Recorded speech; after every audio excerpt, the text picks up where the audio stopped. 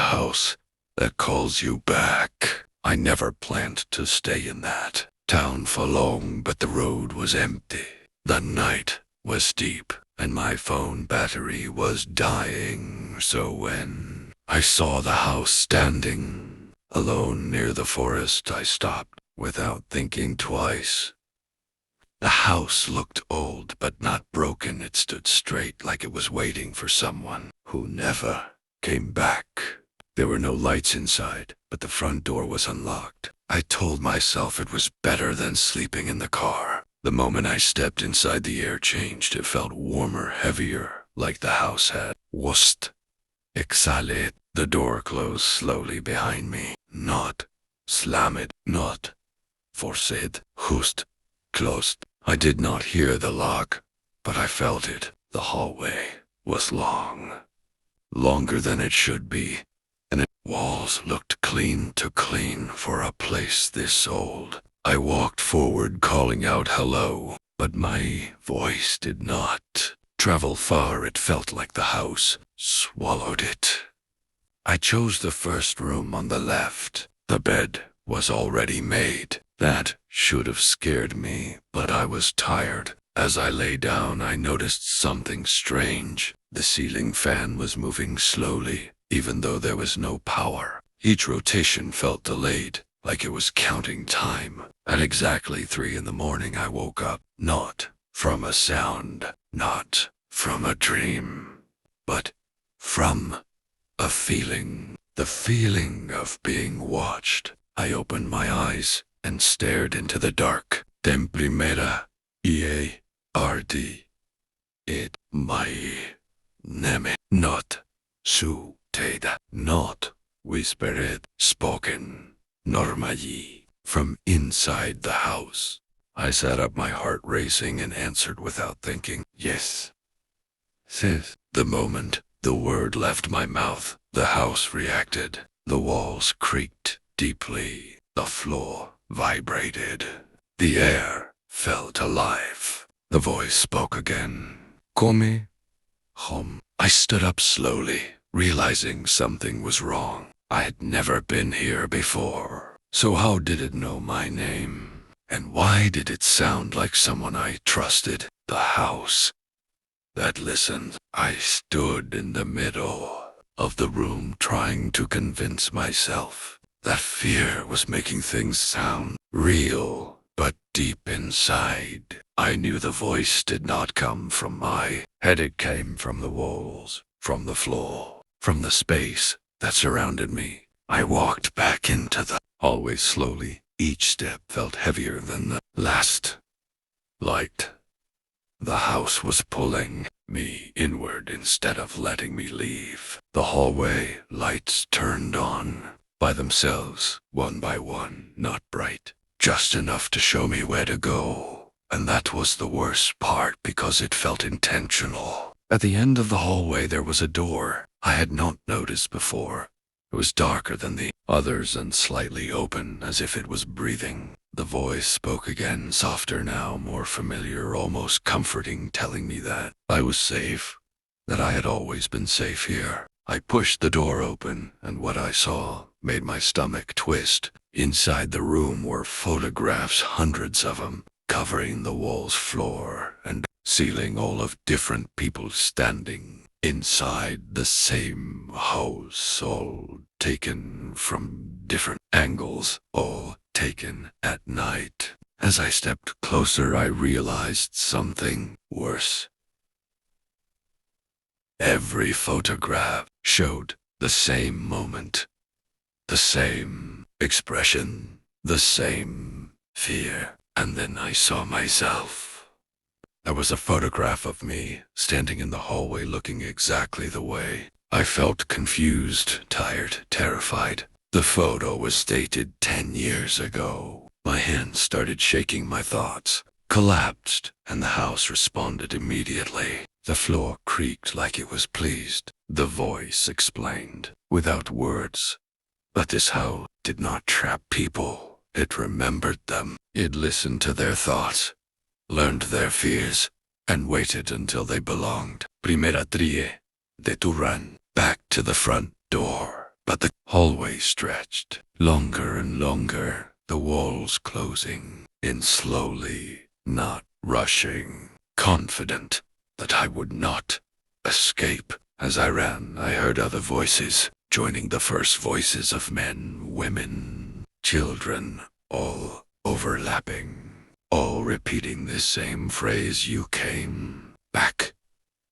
Always come back." The house was not chasing me. It was welcoming me. I reached the stairs leading down to the basement, a place I was sure I had not seen before, but somehow felt familiar, like I had been there many times in dreams. I could never remember clearly. The basement door opened easily, and the smell that came out was warm and damp, like earth after rain, mixed with something older, something wrong. Downstairs, the walls were covered in writing scratched deep into the wood, messages left by people who had tried to warn themselves and failed. Do not answer. Do not trust the voice. Do not sleep. Before I could read more, the door slammed shut above me, and the lights went out, leaving me alone in the dark, with a sound of breathing coming from all directions. And then the breathing matched mine. The memory below. The darkness in the basement felt thick, like it had weight, like it was pressing against my skin and filling my lungs with fear that did not belong to me. I stood still, afraid. Even a single movement would alert whatever was breathing with me in the dark. Slowly my eyes adjusted and I began to see the shape of the room. The walls were closer than they should have been, and the ceiling felt low, like the house was bending down to listen. The breathing stopped. For a moment, I thought I was alone. Then the floor spoke, not with sound, but with vibration, like a deep voice traveling through the wood and into my bones. It told me that this place was built to remember when the world above forgot. The lights flickered on, suddenly revealing the basement fully. And what I saw made my legs weak. The walls were not walls anymore. They were layers of names carved on top of each other. Thousands of names, scratched deep enough to bleed. Some names were crossed out violently, others were circled carefully like they were chosen. I searched desperately and found my name already, there carved fresh, clean, and deep. I fell to my knees. The house did not feel angry. It felt patient, like it had been waiting for this moment. The voice returned, explaining that the house was not alive in the way humans understand life. It was made from memory, from loss, from people who disappeared without being remembered. Each person who entered added something to it.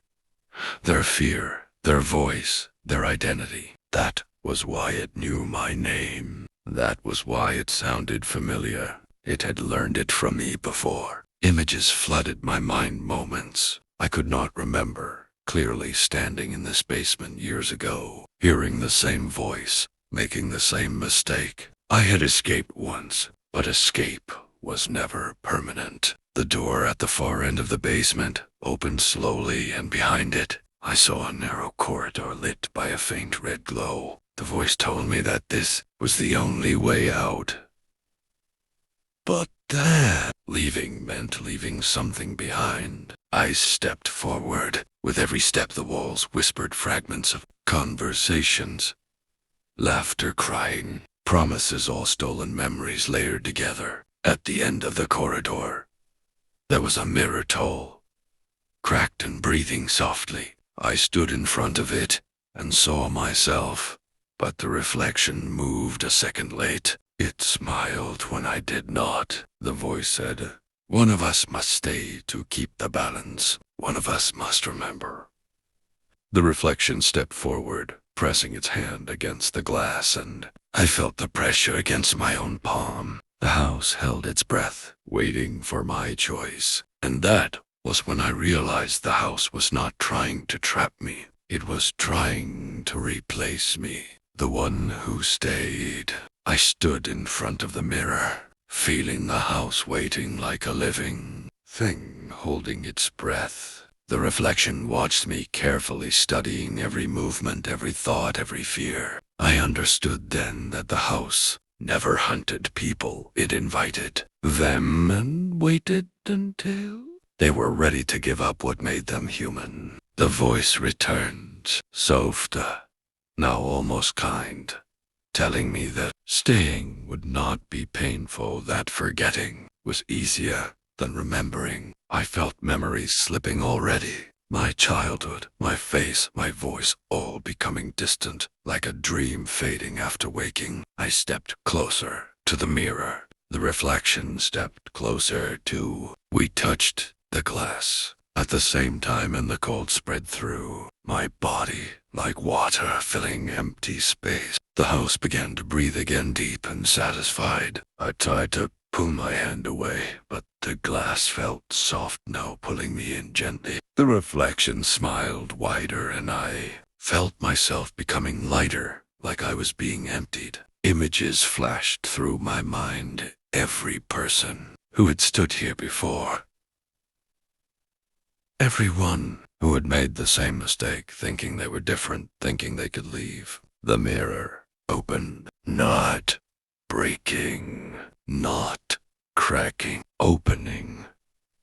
I felt myself falling backward into darkness, while the reflection stepped forward into the light. The last thing I heard was the voice thanking me. When I opened my eyes, I was standing in the hallway of the house. The front door was open. Morning light spilled inside. The house looked normal, silent, empty. I walked outside, feeling calm, feeling whole. But something was missing. I did not remember my name. I did not remember why I came. The road was empty as I walked away from the house without looking back. Behind me, the door closed slowly. Inside the basement, a new name appeared carved deep into the wall. And the house waited for the next voice to answer.